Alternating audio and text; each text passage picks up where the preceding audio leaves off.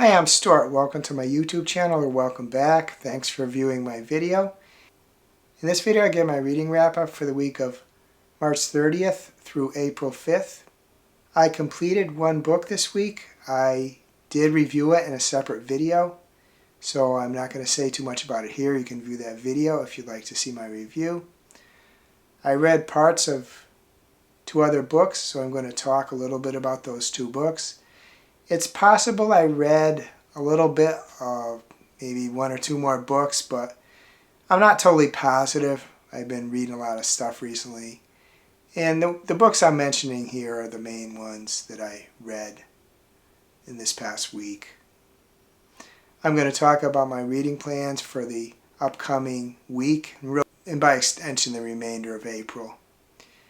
I'm going to talk about couple of Wobbles I completed, and maybe some other stuff in my life too. The book I completed was The Twisted Ones by Kingfisher. As I said, I did review this book in a separate video, so you can look at that video. Guess all I really need to say is that she's become, after two books, a new favorite author of mine, and I want to read a lot more of her books. I enjoy this book greatly. One of the books I read part of is the Mammoth book of Celtic Myths and Legends by Peter Beresford Ellis.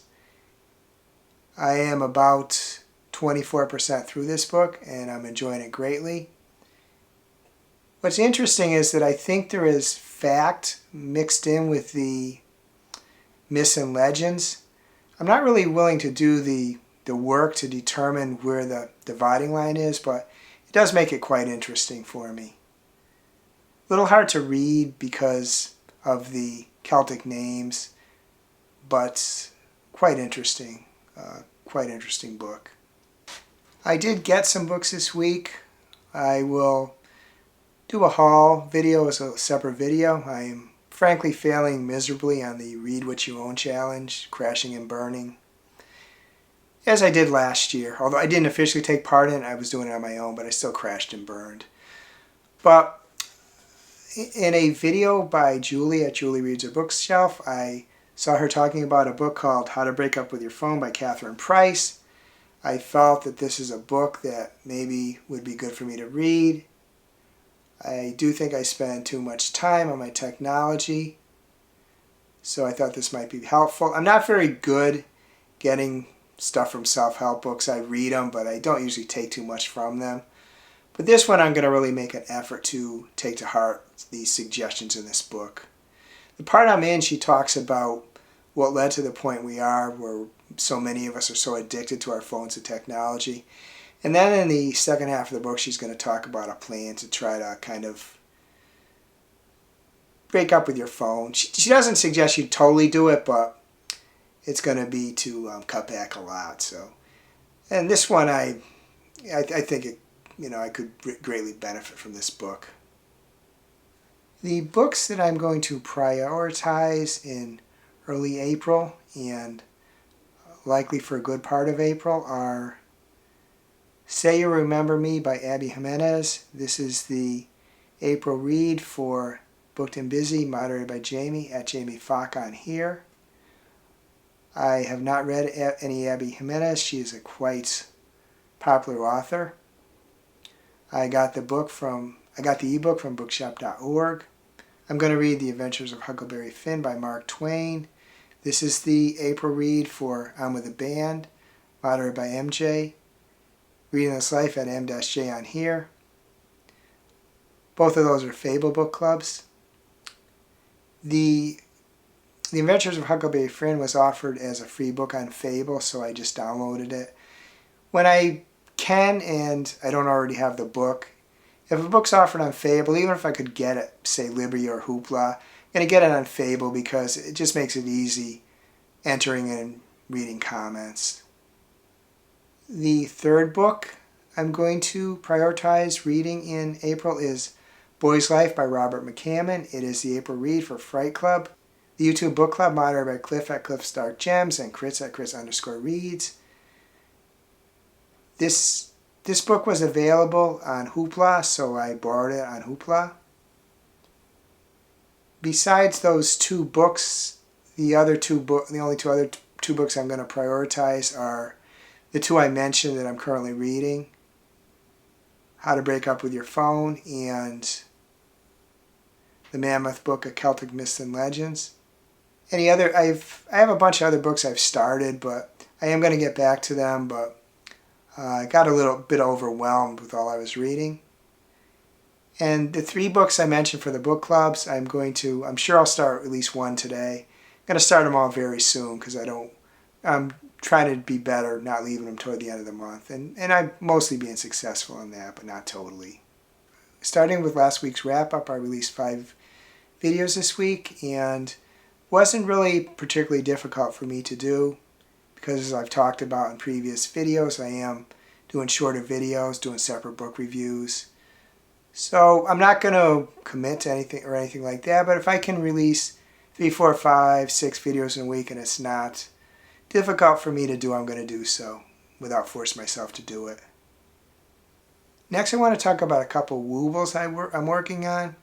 These were both from the Wobbles Advent set, and I do realize we're in April now and I'm still working on an Advent set, but it is what it is.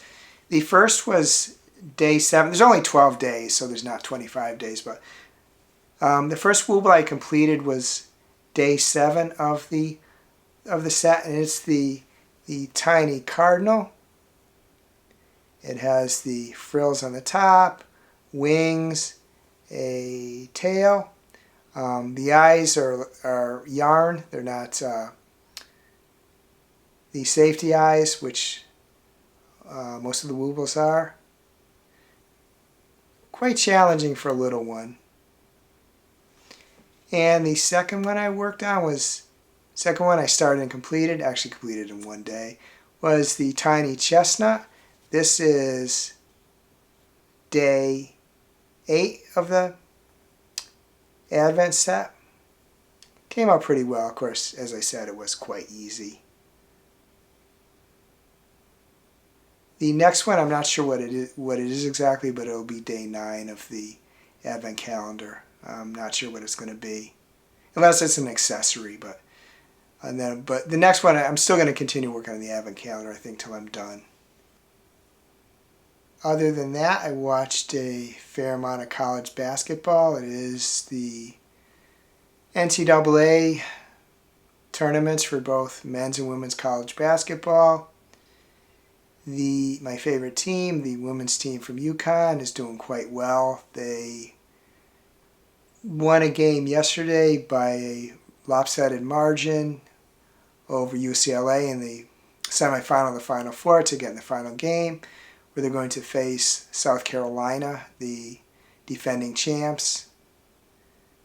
So should be a good matchup, but yesterday's game was really exciting.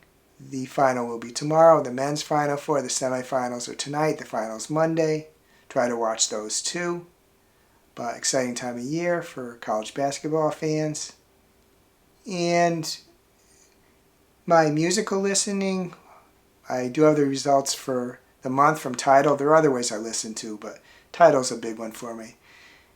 The top 5 artists, 4 were the same ones I mentioned last week, the 4 members of Blackpink: Jennie, Rosé, Jisoo, and Lisa.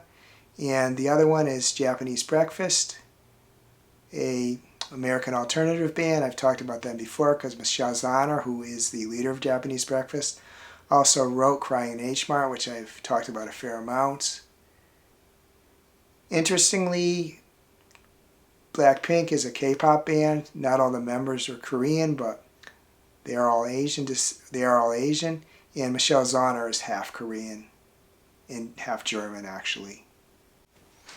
I'd be interested in knowing how your reading week went, what you're reading, what you're liking, maybe what you're not liking, what else is going on in your life. If you're interested in telling me, please add a comment to this video. I hope you have a wonderful reading week, and I hope you have a wonderful week in general. If you enjoyed this video, please give it a like, please subscribe, please hit the bell to get notified when I upload future videos.